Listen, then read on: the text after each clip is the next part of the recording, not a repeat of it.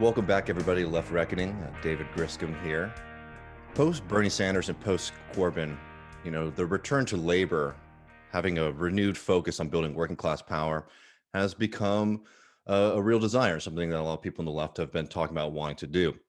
Well, in the United Kingdom, there may be an opening. In the recent Unite the Union election for General Secretary, Sharon Graham, who ran on a renewed promise to prioritize workplace organizing and expanding workers' power and benefits, won the election. What does this shift mean? I'm joined today by artist and trade unionist, member of Unite for 5 years, who is involved in this campaign as well, Stella Rooney, to talk about this. How are you doing today? I'm good, thank you. Thanks for having me. No, I really appreciate you taking the time today. This is a really important election. I think it's a really exciting moment that is going to have a lot of lessons for both our friends in the United Kingdom and also us here in the United States.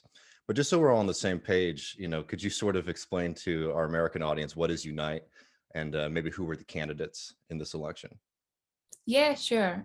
So Unite the Union is, I think, technically the second largest, but one of the largest trade unions in the United Kingdom, and it's also in Ireland as well, all of Ireland.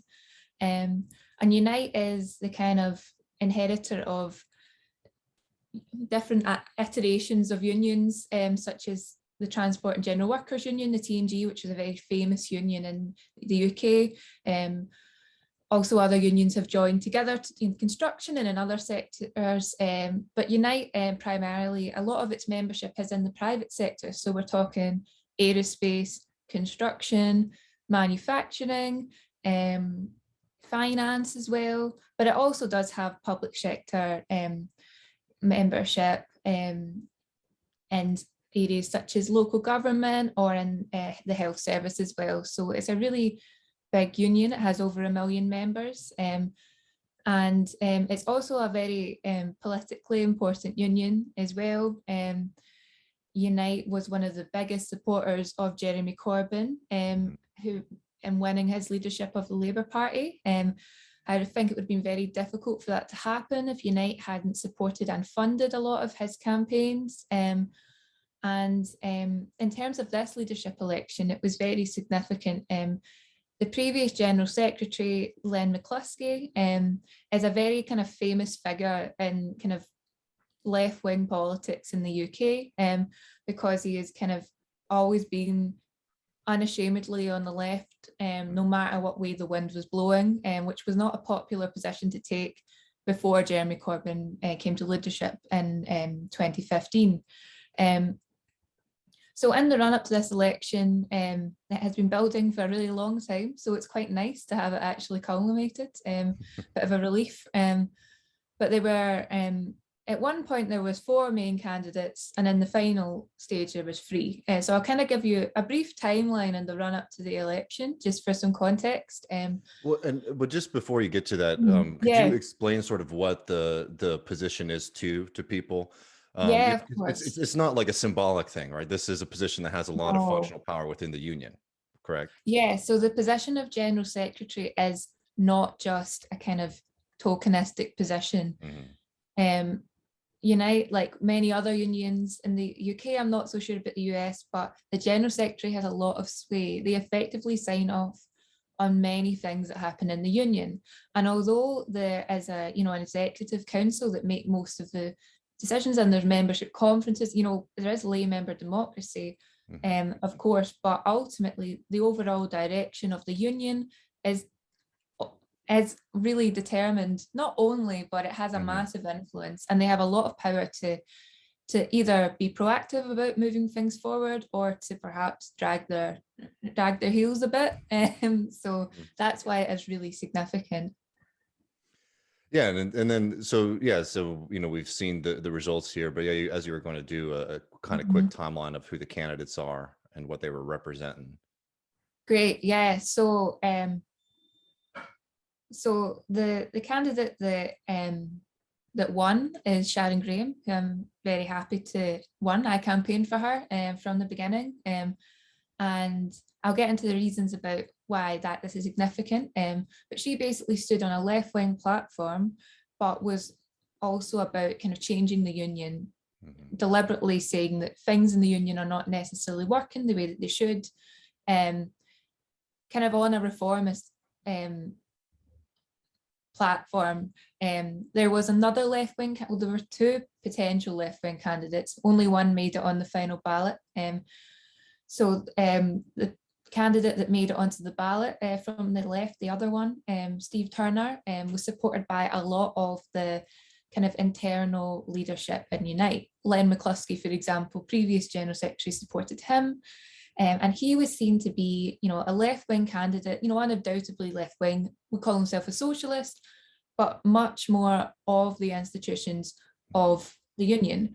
And to say that Sharon Graham does lead the organising department in Unite, so she's not a lay member, rank and file candidate, but the difference was that she was supported by a lot of the rank and file, a lot of representatives on the ground, whereas that Steve Turner, I think it is fair to say, was supported much more by the kind of left-wing bureaucracy of the union. But I would start off by saying, he is a very decent man. Like he's not, he's a socialist, he is a trade unionist. He is not someone who would have ultimately continued the union the way that it was going effectively. He was kind of a continuity candidate. And the other candidate that ended up getting onto the ballot was a much more right-wing candidate, Gerald Coyne. And Gerald Coyne ran previously in the last leadership election and actually nearly beat Len McCluskey, which would have been a disastrous result. And he stood on a platform of effectively of really taking away the industrial muscle of Unite. Talk a lot of discussion about kind of insulting the leadership because they were so invested in supporting politicians like Jeremy Corbyn and intervening on policy. But really he was backed by, the Murdoch press in the UK, for example. He was given a lot of donations from quite wealthy people. Really, it would have been quite disastrous for workers if he had won, because he would have really restricted the work that Unite is able to do. And he also wrote in newspapers like The Sun in the UK, which many trade unionists don't support because of many reasons, but specifically Hillsborough, which is a big thing in itself. But so that he basically represents the right wing of the trade union movement. So he stood as well in the final ballot. And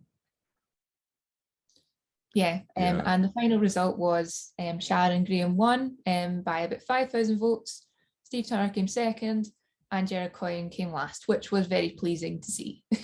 I'm sure, yeah. I mean, it shows that there's a strong constituency within the union itself.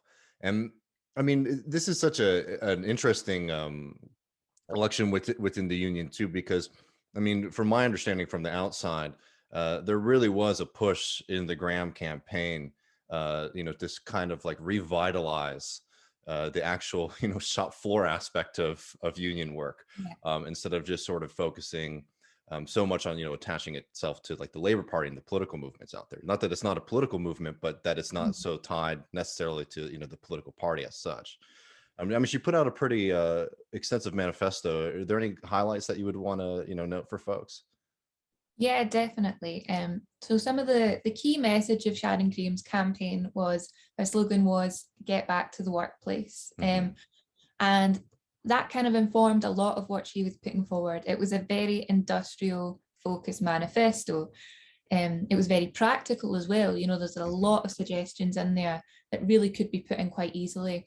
And I think if someone was to read it, it's online if anybody's interested as well. It's still up, but it's 8,000 words. But actually, a lot of it is very practical. It's not big ideology. It is about ideology, about the ideology that workers, should have more power in society, and that we need to fight for that. And these are kind of the tools that could help us do that. But it's not making grand, sweeping, vague political statements, as maybe some of the other candidates might have done. It's not claiming to do things that a union can't do. I think, as Sharon Graham put it, it was about doing what it says in the trade union tin. And it's not to say that unions shouldn't be involved in politics. They should campaign on the issues that members want to put forward, whether that's higher wages or better housing, or all these different issues that affect workers are important. But if the party we'd like to be in Parliament, to be in charge of the Parliament isn't the government, we can lobby all we want, we can write to our MPs, but if we don't have the majority, workers have to use their labour and withdraw their labour to force that change to happen. So some of the key things in her manifesto were about restoring kind of lay member democracy, around also improving education for workplace representatives, also really a lot about how we can bring these industrial issues and kind of take on the big employers in the sector. And one particular employer that Sharon Graham has highlighted that she is going to go after is Amazon, which is really exciting. But a lot of it as well was about going sector by sector. Unite has members in lots of different industries that are cross UK, but also global in a globalized economy, because it is a private sector union. So, for example, companies like British Airways, also there's many other examples, car manufacturing, oil rigs, all these different kind of, so a lot of the manifesto was about getting all the reps from these different sectors to drive the bargaining agendas in these sectors, which would mean that, you could get all the reps from aerospace together in a big kind of democratic decision-making body, and use that to target I think she talked about the top 10 employers in each sector, and to force those employers to bring the bar up on pay and conditions. So they would effectively use the power that they already have as well to not just, fight against job losses and job and pay cuts, but to drive the bar up, which is something that unions have sometimes declined from doing. Sometimes it's just about kind of putting out fires rather than going, what, we should make things better. And really it was about getting back to the workplace, in the sense that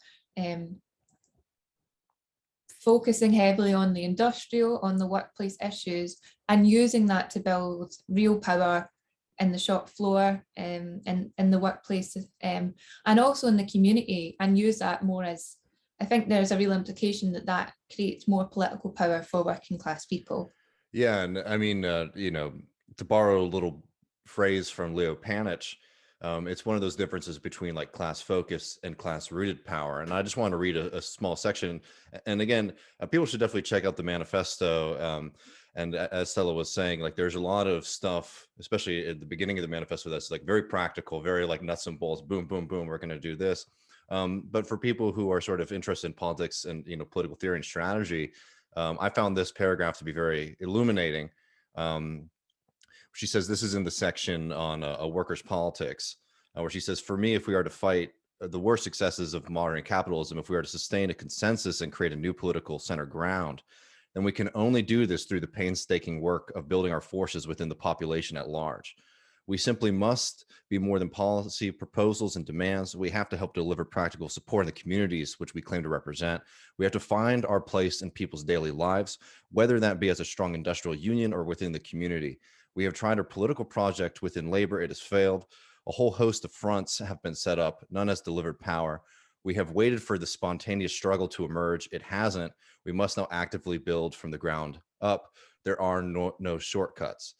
And for me, I found that to be, a very powerful statement, especially with a lot of the shifts that we're also seeing in the United States too, where we're trying to figure out, how do we build left socialist power in the US? We don't have a party or anything like historically that represents that. And a lot of people here have a hard time thinking about politics as doing anything other than just like going to the ballot box, right? And I keep on saying, it's like, well, we have to build our power because, at the end of the day, this is all sort of class struggle. And and building up our power and organization is really important for us to be able to get our demands met. And the problem right now is that we have politicians who I think genuinely want to fight for working class people, but as I was saying earlier, it's like a class focused politics, right, where you can say we want this to happen versus class rooted politics. And I found that to be really illuminating on that. I would ask, as this campaign was going, I mean, how were people reacting? I mean, you said earlier that she already had a lot of support from rank and file members, but when you were talking to folks in the course of the campaign, I mean, what was being hit? What was really resonating with people, you think? Yeah, and I think that's a key point, because I think it was this kind of work that really secured the vote, like secured the result. I think many people, Unite is an interesting example because in the most recent election in the UK in 2019, they found out that I think about 40% of Unite members voted Conservative. And that was a really disastrous election result for the left, for many reasons that we don't really have time to get into. But I think one key thing that happened was that Unite were making these political arguments. Those reps and activists were involved, understood the political arguments, but it wasn't getting through to the majority of members because, the union wasn't organised enough, and we weren't making those political arguments on, in a workplace. I think one thing that really captured the imagination of people, from my experience, was talking about a kind of positive vision for how our union could look and a realism about the situation we are in politically. As mentioned there, Unite was one of the real proponents of trying to get a left-wing leader as leader of the Labour Party, and that resulted in Jeremy Corbyn, which was, something important. And it would have been, it's not to say we shouldn't do that. We should encourage trade unionists who are able to stand for election and to get elected. That's something we should do.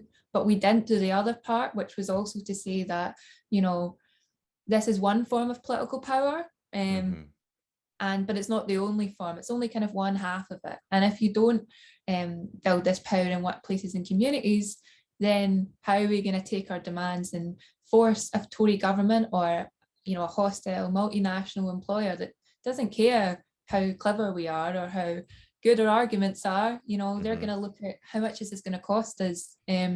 Why would we want to give into this if it's going to cost us money or it's going to go against our ideologies? I think people were really excited about the prospect of building a really strong and fighting union, of making of restoring the power that Unite had a lot of power and a lot of it is a really significant force in kind of UK industrial relations. In certain sectors, they really are able to drive the agenda of what terms and conditions and jobs should be. But I think there really has been a kind of loss of that ambition about, and I really kind of, it's that thing about, as Jane McAlevey said, raising expectations. I think the fact that she ran on a platform of actively raising people's expectations of what a union should do, what it could do, and also being very practical about that, and saying, I'm not a politician, I'm not going to deliver, this election, but I will deliver increased power and dignity for working class people, which in the situation we're in now in the UK, where Labour are nowhere near power in any part of the UK, except for Wales, but only by a thread, it's a realistic vision, but it's also an inspiring one. And I think, as she says there, it deals with the nature of capitalism that we live under today. And just on the actual nuts and bolts of the campaign, people, activists were going to workplaces at 5 a.m. before they started and leafleting and then going back for when people finished. Wow. And in a big industrial union like Unite, where there's lots of people who work in still really big kind of workplaces, who are physically going in, and it was, I think a lot of this really was won by hundreds and hundreds of activists across the UK doing that painstaking work. And I also think it was about, I think she was very clever and tactical about thinking about what are the networks of people that are already going to vote for me? What can I do to get those people to speak to other people who might not vote for me? And, you know, she does lead organising in the union. So I think that definitely helped, that expertise. That's certainly an advantage. And well, in a minute, we'll get to some of the stuff about the broader left. But before we move there, you've said on Twitter, I believe, that the United election was as much about an organizing versus servicing model of trade unionism as it was about left versus right. And you sort of touched on it a little bit, but could you elaborate on that a little bit more for us? Yeah, definitely. So I think the media coverage of this election in the UK was quite terrible, to be honest. It really related everything in terms of the Labour Party and politics, and which candidate, Keir Starmer, who's the leader of the Labour Party now, who's more right-wing than Jeremy Corbyn, which candidate he would have preferred, which really wasn't at all relevant to anything that was going on with this election in real life. It really was a battle of ideas about what the union could be. And this is why I think that ultimately, you know, as I've said, I think there's Steve Turner, who was the other left-wing candidate, you know, is a decent man. Like he's principled, and, you know, I'm not meaning this to insult him, but I think the reason his campaign fell short is because it didn't actually, it was about a kind of a pitch more for political leadership. You know, he talked a lot about green jobs, for example, and talked about creating green jobs, but didn't really say, for example, how those jobs are going to be created and how a trade union leader could create hundreds of thousands of jobs. That kind of sounds more like a pitch to be elected to Parliament, in my opinion. So it was like kind of the difference between just standing on this kind of left-wing policy or standing on a real industrial vision and understanding what it is to lead a trade union and how a trade union works. And I think that this is a real divide that I don't know a load about US trade unionism, but I have followed quite a lot, different stuff that's been going on. And I think there is a real kind of divide emerging between those who, you know, some even on the left who don't want to break with this kind of idea of a union is there to deliver for its existing members, and a union is just kind of there to service them and to keep them happy. But ultimately, in the world we live in, you know, when mass employers may be, you know, cutting jobs, those kind of more industrialized jobs might be in decline. If you do that, you're going to be facing decline as a movement. So I think what Sharon Graham offered was much more of a plan to organise the future and to actively grow the union, to really expand in size, and kind of the way that you could do that on lots of different levels. I think many people on the left, who I respect, I really profoundly disagreed with on this election, because I think they tried to make it out again to be a policy discussion, a discussion about who kind of deserved this job, as if like because Steve was seen as some sort of incumbent. And also, I should mention, something that really drove this discussion and made it slightly nasty on the left was the fact that Gerald Coyne's right-wing leadership posed a real threat, and that would have been a disaster if he had won. But I think it was really important that, you know, the people involved in Sharon Graham's campaign did not forget, you know, the potential that this could really have if she won, because we were really told, like, to shut up effectively. We were told that we were splitting the vote, and that it was going to end in disaster and it would all be our fault. And we, you know, we were right. We said, no, this is about the future of the union. This is about plans for building a strong union that can actively take on the Tories, take on hostile employers, that can it's kind of fit to take on, you know, the environment of modern capitalism which we live in, and realistic about that. So I think that comes down to that battle between an organising model, which is about building power in communities, building majorities, saying that you know, why, and having a plan to do that, and a servicing model, which is about, you know, we're going to deal with the members we already have, we're going to service them, and by service I mean, you know, people will put in I don't know what you call it in the US, but we call it a grievance, for example, where someone will write to their employer and be like, I'm unhappy with my pay, or or I think there's sexual discrimination happening, or whatever it is. But someone will put like, and then that just gets dealt with, and it's kind of like it's like a union kind of acting for someone rather than, and it often serves those workers which already have kind of acceptable terms and conditions. And it's not to say they shouldn't exercise their right, but it really doesn't serve for the majority of workers who are facing things like 0-hour contracts or low pay or fire and rehire, where companies are firing people and make them sign worse contracts to keep their jobs and stuff. It doesn't deal with those real issues which go to the heart of why we need unions. Yeah, and it also, I feel like there's an expansive posture versus like a defensive posture. Definitely. Too, and I just wanted to note too, like this is one of these lessons too when it comes to to green jobs and greening the economy.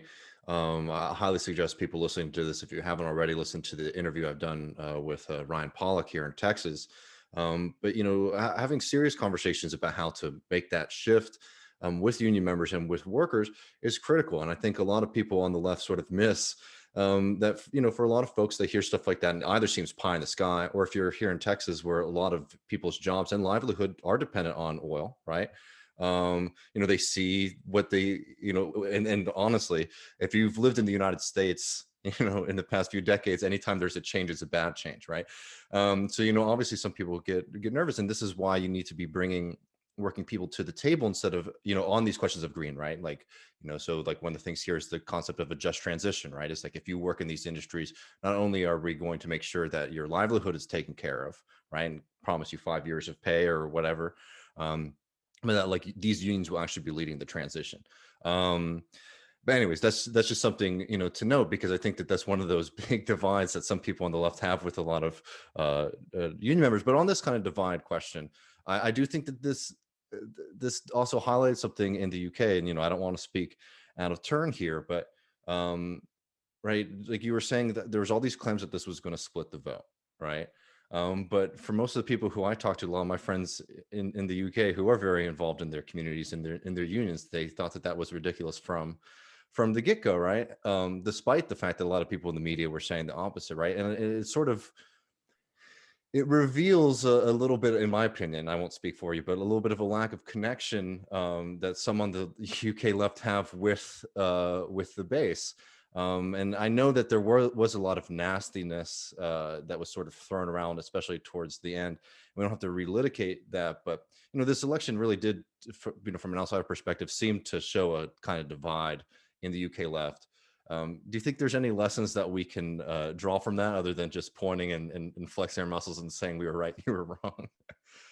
Yeah, definitely. And I think it's ultimately about one of the ways that the institutional left fails to build these coalitions around a left candidate. For example, the process in Unite, the left-wing organisation called United Left, which is effectively the kind of like left faction in Unite, which supported Len McCluskey's leadership, for example, and they decided that they were just gonna, I was a member, not a member anymore because I support Sharon, but they decided they were gonna have a hustings, and it was between two candidates. One was Steve Turner, but Sharon would never have been able to go for that, even though she was potentially the person that had the potential to beat the right-wing candidate, because she had a lot of buy-in from grassroots reps, activists, and also she appealed to a section of the union that might have voted for the more right-wing candidate, because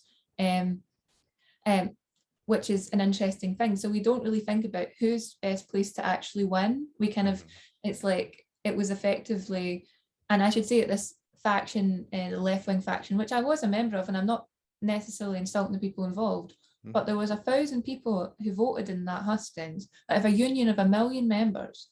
And there is no way that you can say that, there's only 1,000 socialists in Unite. Like, that would be insane. The people in activist reps in their workplaces are the people kind of carrying out what socialism is all about in their daily lives when they're representing and standing up for their fellow workers. And so many people didn't, many of these people who kind of voted in these kind of things were very institutionalized. They were the people who sit on these committees and are either actual themselves employed by the union as well. And yeah, I think that it really comes, I think what we have to learn about this is, sorry, did I cut out? Oh, no. I was just wanting to ask, just briefly, are there any like geographic divides there as well? Are people sort of concentrated in, major cities, or would you say that Unite the Left is sort of spread out? Yeah, so it's interesting here as well, because there's different dynamics in the different areas, which I could talk for hours away.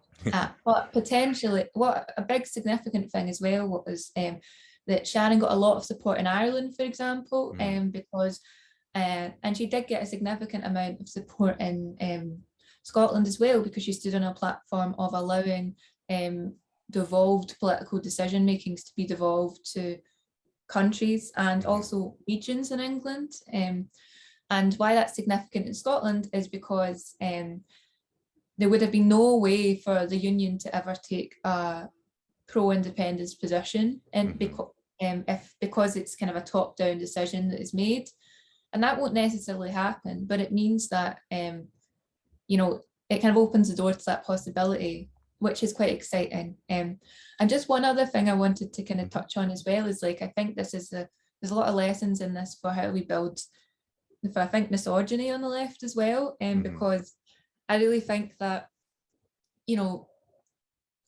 like many unions and like general society, it's not something worse than unions, whatever, but misogynistic and sexist opinions and biases are there. And I think because Sharon was seen as this kind of outsider character, she wasn't seen as left enough by those in this kind of like left-wing faction, but she kind of in many ways delivered on left-wing policies in the way that they maybe didn't. I think a lot of this does come down to gender, and kind of all respect to Steve Turner, but I think there was an element of kind of feeling like this was his turn, like rather than he was the most qualified person to lead the union.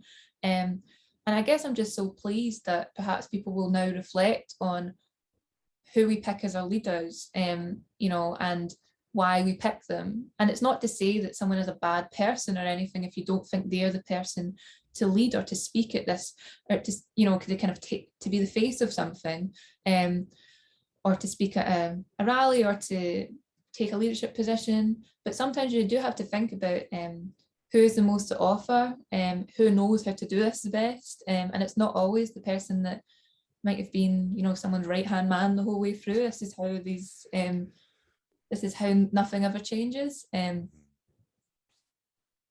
Yeah, no, I mean, and it should just be noted for people who aren't familiar, Sharon Graham was the first woman to lead the union too. Which is very exciting. Yeah, no, it's a beautiful development, and I mean, I know that I think it's important everybody to celebrate our victories, but we all have to remember that it's a long fight ahead, and be watching this very closely. Stella, I really appreciate you taking the time to hang out with us this afternoon. Great. Yeah, thanks so much for having me. Yeah, it really is an exciting development, and thinking about the future of the next 5 years of what I think it is an opportunity for Unite to really set the bar of what is expected of unions, and not just at a high media level, but what happens on the ground. And I think this is an opportunity for the whole trade union movement to kind of, because Unite is such a big force, to really kind of raise the bar and empower the great organising which is happening, and do more of it everywhere. Yeah, no, words you can live by.